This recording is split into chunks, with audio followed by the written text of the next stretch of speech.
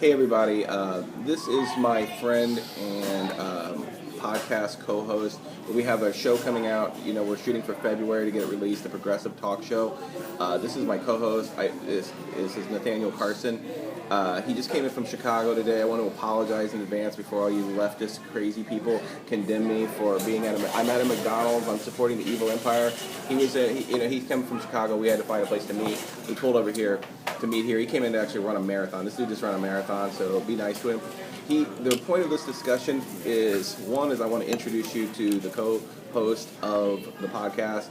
The reason why this guy is going to be my co-host is because we agree and disagree about every single thing in politics, and he is always able to put it in an intelligent way. Sometimes he will wig out. Sometimes he will get so mad at me that he will just have to leave. He's he almost every time we talk about politics, he comes very, very close to knocking me out. So now I want to give you a little introduction. I know a lot of people that follow me are very, very leftist, and that's awesome because I'm very, very leftist. You will not meet a more progressive mother than this guy right here.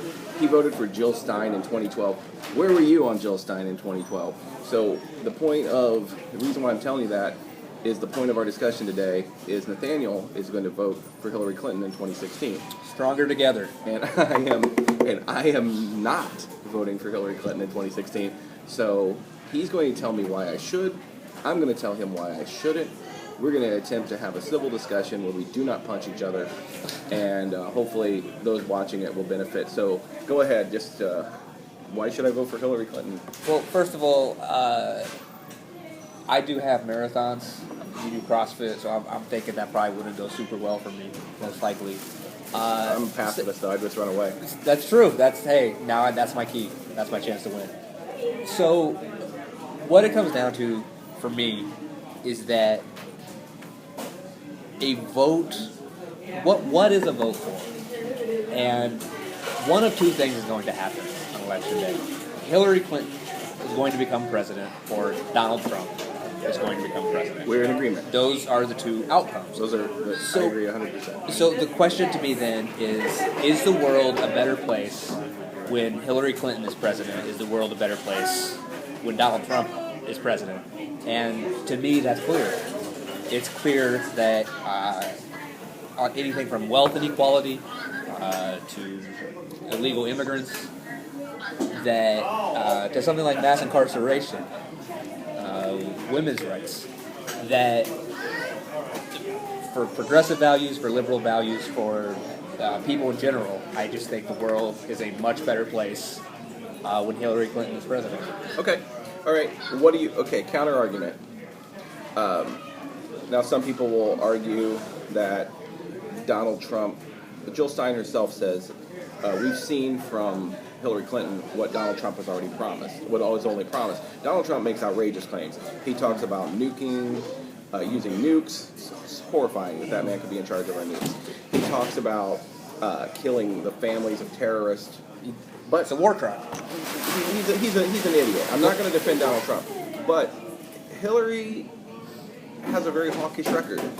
Libya, Honduras, Iraq. And it's not just that she voted for Iraq, it's that she literally sold her vote for $20 billion to rebuild the city of New York, and then went on the Senate floor and told other people, trust George Bush, he's right about these WMDs, when I knew that there were no WMDs. She had to know there were no. So there was a million people killed in Iraq, and ISIS is created. Mm-hmm. ISIS uses Libya as a stronghold. That's more of her work. She's had an awful. At Donald Trump's worst, how could he be any worse than what she's shown with her limited power we've given her already? So let me get where you stand on this, because look. To me, my personal concerns about Hillary Clinton, there are two, mostly. You can't really trust her to regulate the banks. I'd like to say you could, but you know, I'm not going to lie to you. You just really can't. Why would she? Yeah. She's got all that money from $153 million. I think she's better than Trump on that. I don't think she's going to go far enough. Obviously, Obama doesn't go far enough. And then what you're mentioning. I mean, these are valid criticisms about her record and about her general belief. To me, what it is that American power can be used as a force of good, and that's concerning. And there's been mistakes. So, but I want to be clear about where you stand. I think it's reasonable to ask these questions. I think it's reasonable to hold her accountable. I think it's reasonable to have criticisms, and in a primary to vote for O'Malley or Sanders or whoever you trust more.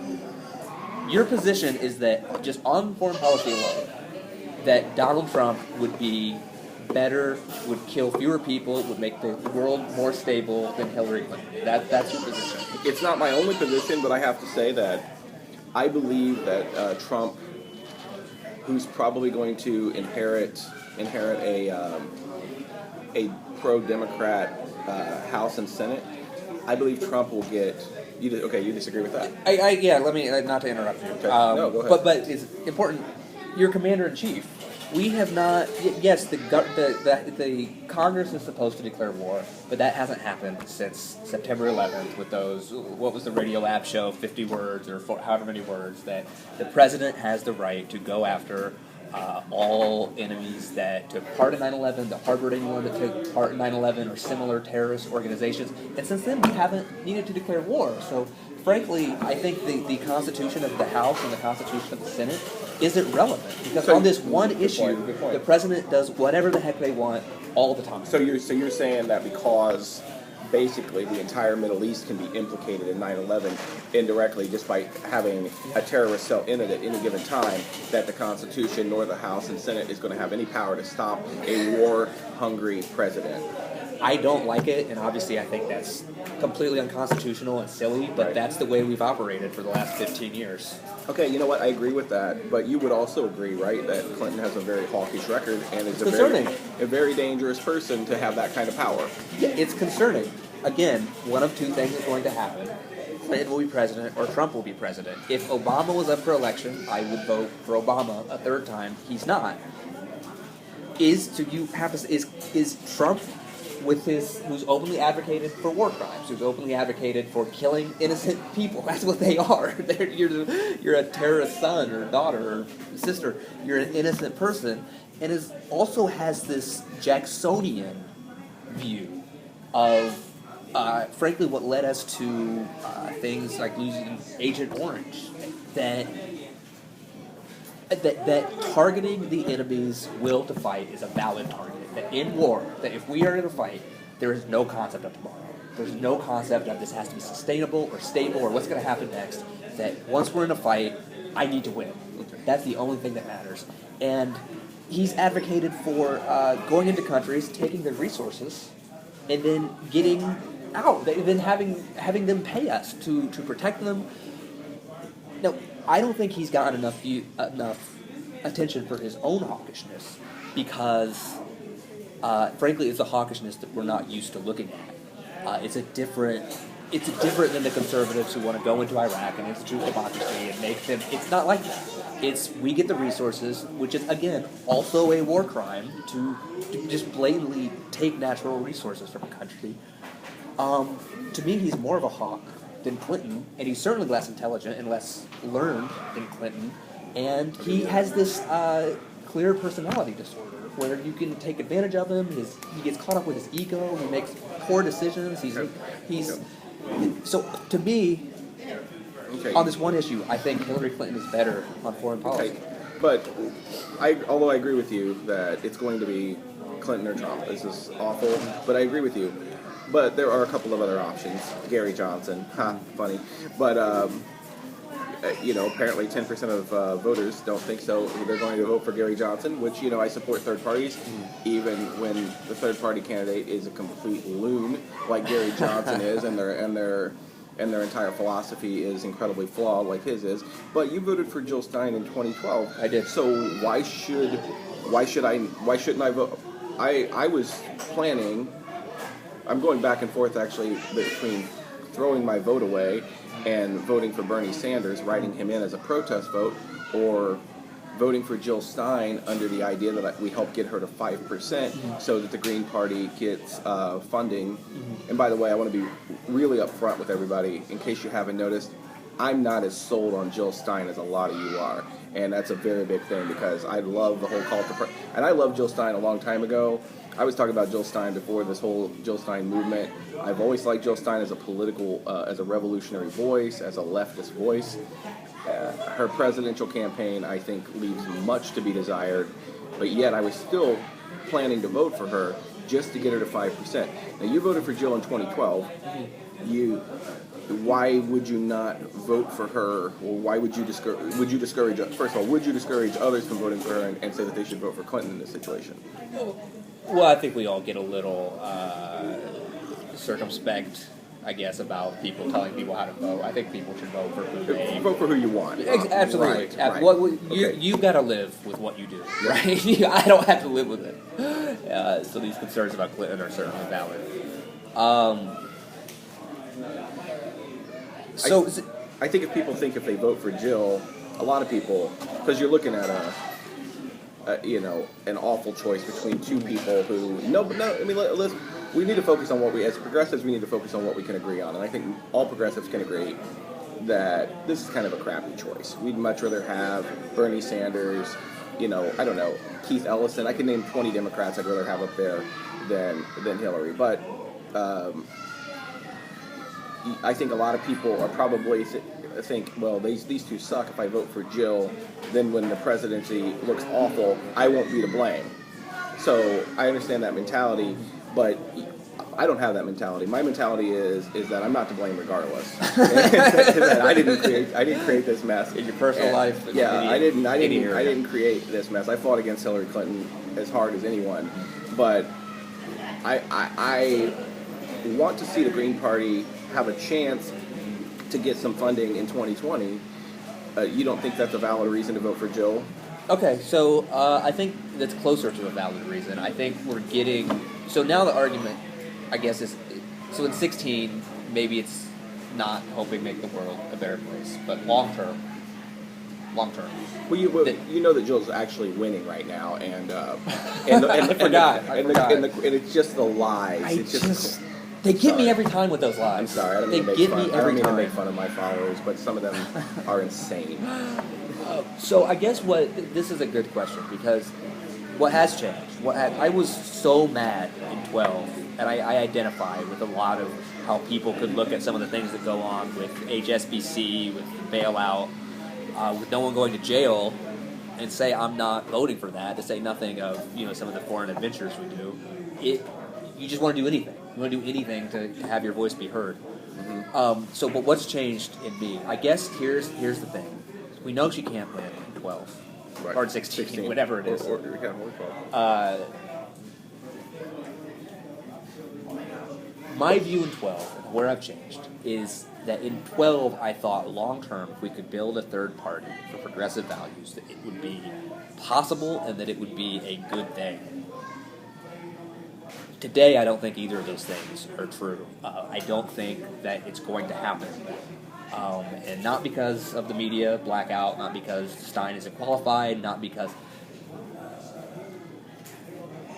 The way we elect people is a first past the post system. You get, in some areas, you need an outright majority to win. If you don't need a majority, you at least need a plurality.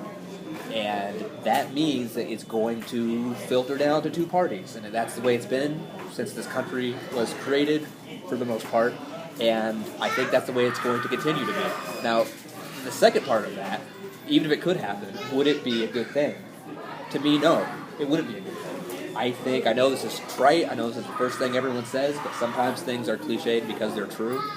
And I think the thing about splitting the vote is real. I think some of these voters that come out of the woodwork, at the level Stein's at now, where she's at 2, 3, 4%, I don't think it's fair to say those are stolen from Democrats, because a lot of those people wouldn't vote. They weren't going to vote for Hillary. They wouldn't vote. They wouldn't vote. I'm not voting for Hillary regardless, unless this conversation is the most amazing conversation in the history of political conversation. I'm not voting for Hillary regardless. So to say that my vote for Stein or to write in Sanders, it would be stealing from Hillary. No, absolutely. I'm not voting for her. Absolutely. So that's at this level. That's at 3 or 4%. Now, what we're talking about is to build a Green Party long term that is viable. Right. At that point, you are stealing from Democratic voters. So at that point, where you're actually making the. Let me be clear, because I know people hear that and they have a knee-jerk reaction.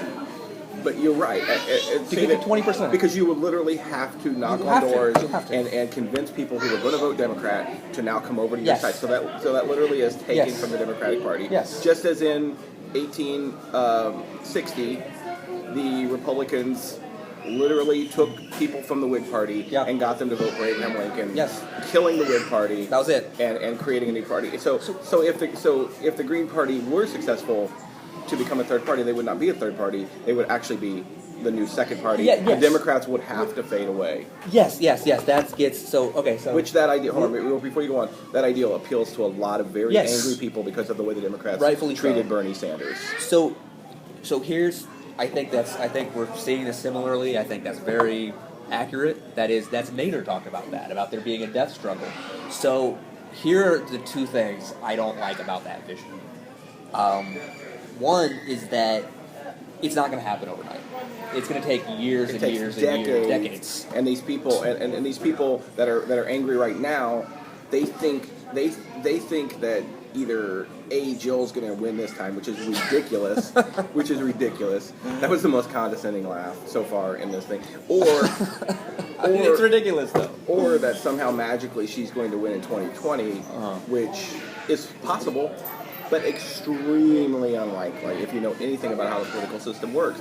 But nobody wants to be the bearer of bad news on that, to kick these people that are already down, that are looking at the turd sandwich versus whatever the South Park thing is, a douche or whatever.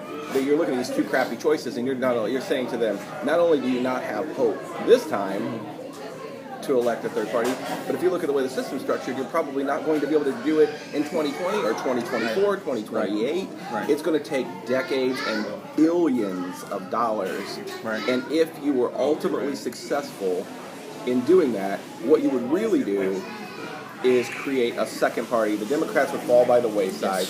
And I think this is because of the 12th Amendment, primarily. Don't you agree? That the Electoral College. That if you want to get anything done with having multiple party systems like they have in Europe, you'd have to get rid of the Electoral College. Absolutely. So you can knock on every door in this country. You can give every dollar that you make in your paycheck. You can phone bank for the next 4 years, and the best that you would be able to accomplish is to still have a two-party system, but to get rid of the Democrats and the Green be the new party. And what would happen in that case? The corporations would start trying to infiltrate the new party. So isn't that what you would how would you? I know. We all think that the Green Party would be so magnanimous if they won, but it'd be hard to resist corporate influence. So the two things you could do to change this conversation, and certainly change my view and anyone's view, and if you are a sincere Stein voter, if you sincerely want a third party, if that's what you're about, you don't need people to vote for Jill Stein. That's not what you need. You need a new amendment. You need either something like ranked choice voting, or like a parliamentary system where a party can get 5%, they can get 6%, they can get 7% of the vote and earn representation. That changes the math. That changes it until you do that. Once we're in this system where you need a majority, where we have the Electoral College, it's the Constitution. So let me go back a second to that decades of death struggle. I don't like that because during that time when suffer, Democrats have two valid options and conservatives have one, Republicans win. They win. They have the Supreme Court, the presidency, the Senate, while we're having this goofy intramural infighting. And I mean, who's to say what could happen if you give Republicans those decades that it would take to give the money to the rich people, take health care away from people, different regulations on food. I mean, name it. The environment would go to hell. We can't do that. I think we cannot let the environment go to. It's non-negotiable. The one thing that I'm saying to everyone that I've been trying to say for a long time is I don't care what you're doing with your presidential vote. I don't care. If you want to throw it away and write in Bernie Sanders, that's your vote. You can do it. If you want to throw it away and write in Bart Simpson, you can do it. If you want to vote for Jill Stein so she gets to 5% and gets funding, and the Green Party gets funding in 2020, I'm all about that. If you agree with Bernie's vision and you want to vote for Hillary Clinton, I support that. I don't care how radical you think you are sitting there on Facebook talking about I would never vote for Hillary. Good for you. You would never vote for Hillary. I still respect people who listen to Bernie and said that Hillary is a tool for his progressive agenda. I agree with all those places. I don't really give a shit who you vote for. What I care about, we have to stop the Republicans, bottom line, from being able to because what Nathaniel's saying is right. And I'm not saying vote for Hillary. We haven't even really had that discussion yet. I'm merely saying that we cannot allow our discord and our divide to allow Republicans to maintain control and start more wars, avoid climate change issue, and I know Hillary's not good on climate change, and control women's bodies. The one thing we all have to agree on, if we are progressives, if we are indeed progressives, is that we have to stop the Republicans. That's the one thing we have to agree on. So I agree with what you're saying. It's during this death struggle you talk about between the Green Party, and you're talking about stuff on a very high level. I don't think most people who like say third party now, I don't think they have any idea what it involves to I mean, who does? Where do they teach that at? I mean, Right. we had 16 years ago, Ralph Nader stood up and a lot of people excited, and he said, let's win this election. Well, they didn't win the election. Some people will say he cost Gore the election. I do not agree with that. I do not subscribe to that theory. Al Gore cost Al Gore that election. The Democrats promoting a boring, inferior president instead of somebody exciting cost them the election. But what did happen was that after Nader got to 5%, nothing is what happened. Nothing is what happened. They did not build a party. If they had started building the party in 2000 and really worked at it, then in 2016, we'd have a legitimate. The Green Party would be like a legitimate party, but they're not. So why would that be different now? I don't see that that's going to be any different. It's easy to get excited at a presidential election, especially when you have a charismatic leader like Nader. When you have a charismatic leader like Nader, when you have a charismatic leader like Stein, this cult of personality is, people get excited. But what do they do? What do they do? You're going to have to. This is like literally decades of building this party. Yeah. Decades. Yeah. And I read an article on Slate where he said what the Green Party needs is 100,000 people, 1 million people to donate. Did you read that article? Yeah. To donate $100 a month, every month. And then put in time. Yeah, and then put in time. That's what it's going to take. So seriously, we all have to be willing to do. Now look, I'm on your side, okay? I'm a Green Party volunteer. I have criticisms of Jill Stein. I have criticisms of the Green Party. Believe me, without those criticisms, without addressing those problems, nothing is going to get better. We can't just all be like, oh, it's great, and then sit in our houses and not phone bank.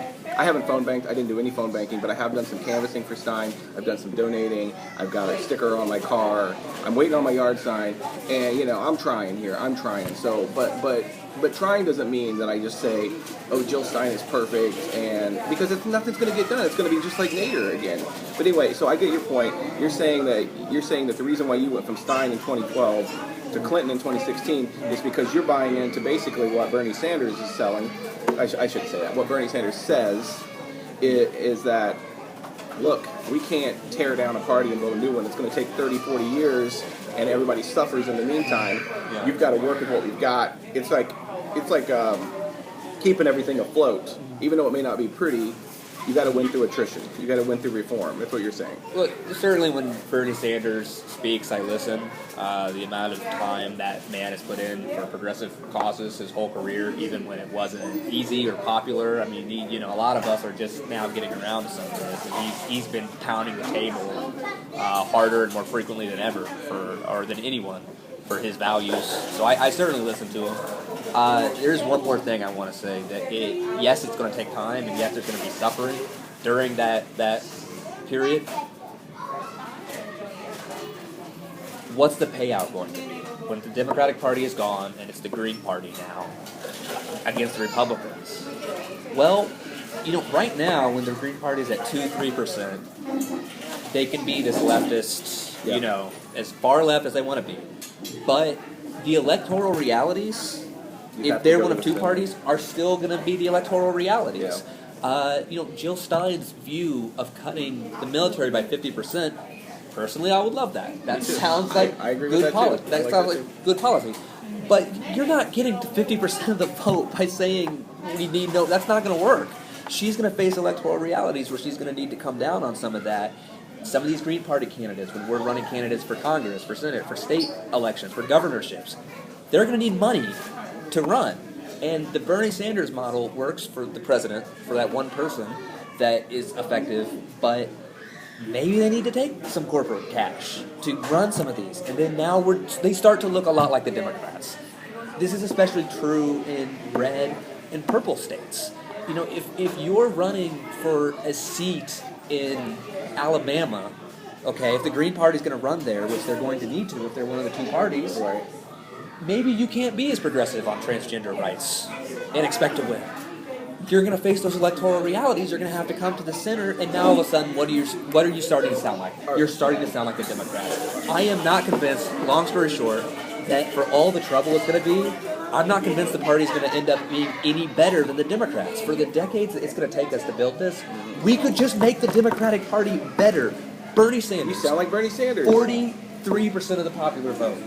We're almost there. This generation of people who are 20, who are 30, who grew up in the shadow of endless wars that were completely pointless, who had to pay so much money for school, so much money for health care, that saw the banks wreck the economy and get away with it. These are the most liberal people. It's the most liberal generation the country has ever seen. These people are getting older. The younger people are coming in. We can make the Democratic Party our party. More young people under the age of 30 voted for Bernie Sanders than Hillary Clinton and Donald Trump combined by a wide margin. That is the most encouraging thing I felt about. People responded overwhelmingly to Bernie Sanders' message, and Jill Stein stepped up in the vacuum created by Bernie Sanders. Stepping out of the race, she stepped up in that vacuum, and she's saying very similar things. She's got a very similar platform, so it makes sense that many of Sanders' supporters would go over, including myself. When I was in Philadelphia, I was listening to her speak. I've always liked her, and I just thought, well, this is very, very simple. We'll just, we'll go home. We'll start knocking on doors for Jill, and we'll just move our whole movement over. We'll move our 13 million primary voters over, along with millions of other people, and we're going to make a good showing. It didn't happen, it for a variety of reasons. But I mean, I agree with everything you're saying. You see what I'm saying? We can be on different sides of an issue and agree and disagree at the same time. What would you say? I mean, I feel like I could not vote for Hillary Clinton because of the way she handled herself, the way the DNC handled itself in the primaries. I mean, I had a friend to say to me that something I thought was really just an awesome thing to say. He said, The Jewish person? Yeah. He said, if I worked as hard as you for Bernie Sanders, I couldn't vote for Hillary Clinton either. But I'm just one person. There were millions of people like me who went out and dedicated their lives to get this guy elected, and they got completely screwed over by the Democratic Party. I mean, stop Trump. That only gets me so far. Okay. I mean, how can you I mean, I feel like a vote for Hillary Clinton sanctions the usurping of democracy. And I'm not under any delusions that we live in an actual democracy. But we have we're close to a democracy in some ways. We at least we would like to think we're a democracy. There's the way they use the media, the way they put the superdelegates from the day one up there to try to do, because not everybody's as smart as you. Not everybody's as smart as me. When people see that Clinton's up by 800 points, that affects how they vote. You get that they've always, they do stuff like that. This isn't the first time that media have played a role in You saw the WikiLeaks, though. You agree that the corporate media was definitely very pro-Clinton. Can we agree on that? I mean the corporate media that's left. Obviously, Breitbart and Fox and all that stuff's a different animal. We're not talking about them. This is tangent, right? I'm bringing in something else. But when I see the way that CNN, the famous Clinton News Network, and some of these networks have handled Clinton against Trump, I have to say that to me, the idea that they're for Clinton, that they're just willing to do anything to get Clinton elected, you don't see that. I don't see that at all. I mean, the amount of time that that these networks have dedicated to the Clinton Foundation, when there is little or nothing there, and everyone knows about it. Why would they do that if they wanted to get Clinton elected? That doesn't make any sense to me. Wait a minute. Little to nothing there. This woman gave positions, high positions, to people who had no government experience in exchange for large donations. Right. You don't think that's I think pay to play? You don't think that's ridiculous? I think Trump stole money from a charity. I mean, it seems like, look, Clinton, these are the least two favored, or the worst favorability ratings that any candidates have had. You know, it's been mentioned a million times.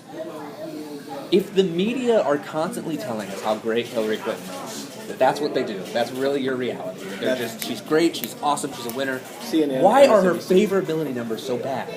How does that make any sense? That makes no big. Her favorability numbers would be much better. They're not. They're terrible because people hate her because all these newspapers and TV stations are telling us she's a crook all day. I do not have a cable subscription. I don't support Time Warner or Comcast for political reasons, but I do go to a gym that has CNN on all the time. So this is my anecdotal evidence. I've been going to the gym for a year. For a year, all I have seen on CNN is pro-Clinton, anti-Trump every single day, and I have noted it many times. I have walked up with my phone, taken a picture of the screen, and posted the thing. It literally seems like, I mean, and we look at it. We know her donors. I mean, Time Warner is her seventh largest donor. Comcast is a large donor. These Jeff Bezos of the Washington Post. I mean, we know that why would they donate millions and millions of dollars to her campaign and then run honest news on her? It's just not common sense. I just don't think it's set up for the thing that you are saying that it does. I think anyone that works in media, which is basically entertainment, every journalist on TV, every producer of a TV show, everyone is saying, we need more hits, we need more money, we need bank coming in. And if you don't, you're fired. If your show doesn't get ratings, it gets replaced by a different show. And that's why Trump's gotten the attention that he gets. He brings money in. So I think that you think someone is saying, well, you know, this isn't going to get ratings, but, you know, we politically need Clinton to look good. I just don't think that's true. Okay, I think there were some things you need ratings. And Go ahead. one last, if we went to any people in this McDonald's, if we bring up the name Hillary Clinton, what are they going to say? When I say, what's the word association? Hillary Clinton. Liar. Even people that don't follow the news. Right. Email. Untrustworthy. Email. Yeah. That's what they think of. Right. That email story has been everywhere. It's been, I mean, New York Times, MSNBC, CNN, I mean, name it. If they, and again, very little to nothing there. If they want her to win so badly, why has that been wall-to-wall coverage? Why wouldn't they just ignore it? What about the stories? There were some WikiLeaks about this, saying that stories were actually from the Clinton administration that were sent to the news organizations. Or I talked to a guy who, again, I'm not going to name this source because it was just we were on the train in Philadelphia. You can call me a liar about this. But I talked to a guy who worked for a major news network who told me that W. Wasserman Schultz came in once a week, that they were very tight with the ownership or the leadership of that network, and that they were basically looked over the articles and said, change this, and the entire, it could all come down to, like, don't write anything positive about Bernie Sanders, don't write anything negative about Hillary Clinton. That happens. That actually happened. Look, it's difficult for us to talk about media like they're a monolith, right? I mean, you are part of the. I mean, we all are now, and I'm part of the media. You absolutely are. You're the evil empire. And I think there are different competing views and agenda and everything. Look, some of what that definitely happened. The worst example I remember was when the New York Times ran their thing about Sanders that you probably, and they tried to make him look like he didn't understand his own tax plan. Well, they ran actually a positive story about how good his amendments were, that he was known as the best at amending different things, and then they rewrote it a few hours later after everyone had shared it to point out how it's unrealistic. It's just like the key talking points that you could think of if you were trying to slander Sanders, and that happened. That definitely happened. So some editors were terrible, some writers were terrible, and some of this The happened. New York but there- Times also but- ran an article where they said that Sanders' tax plan would cost America trillions of dollars. Later on, after the primary was over, they admitted that they did the numbers wrong. They didn't include all the numbers, and that actually Sanders' tax plan was going to save America. They knowingly did that. There was a lot of media bias. There was, and he also, I mean, if we're being real, he also benefited probably by about mid-March, by about Super Tuesday or so, we knew that Sanders mathematically just it wasn't that competitive of a race. That's not going to get clicks, right? So you have to come out and say, like, oh, he's coming back, he's got momentum, oh, look, he can do this. And I also think that taking down the Clintons is a holy grail. It would be a badge of honor for any journalist to bring down the Clintons in a way that it just would not be the same to bring down Trump, to bring down Sanders, to bring down John Kerry or John Edwards or anyone. We remember, decades later, we know the name Bob Woodward because of Watergate. And he's not even been that great of a writer the last some of those decades. But he's in history because he brought down a sitting president.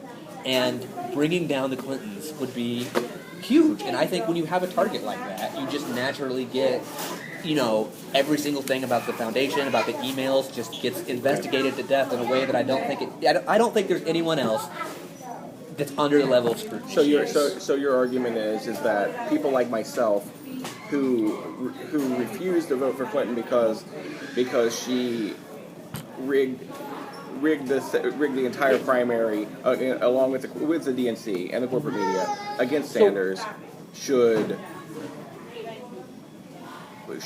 get over that? So first of all, because rigged, there are a couple words that I think it's are a the strong words. word, Yeah, right. They kind of get used and watered down and can mean a lot of things. Manipulated. Well, I don't know if I'm going anywhere with this, but just for my own. When you say rigged, there is still a huge difference to me between what you're talking about, which is bad, the way they look. We could talk about this all day, but the way that they the DNC was effectively serving as part of the Clinton campaign, just objectively. Absolutely. We just objectively know that. Right. It's proven. It's not a conspiracy. Right. That's what they were doing.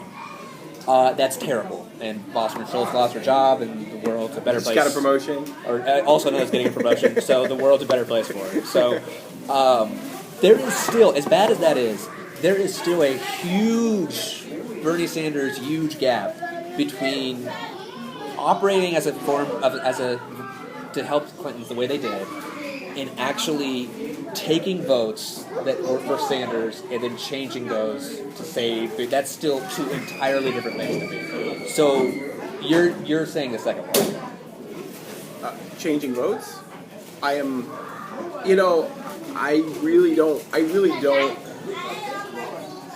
not comfortable going on record at this time saying that there was any sort of manipulation at the machine level. There were some. I just try to stick to facts. There were some wide disparities in some of the exit polling in Massachusetts, Illinois, Missouri. Like I know that a lot of people that follow me, they love to knee jerk and say this is how it is, and they use the word proof and they use the word evidence when it's not proof or it's not evidence. Look, and I know that I can appeal to those people by telling them exactly what they want to hear. I've never done that. The one thing I promised myself over and over again is I would speak the truth as I know it. The truth as I know it is that there was some disparity with the exit polling that was favored Clinton over and over and over again. That I know. Do I think that it's at one time I did think it was probably rigged at the machine level.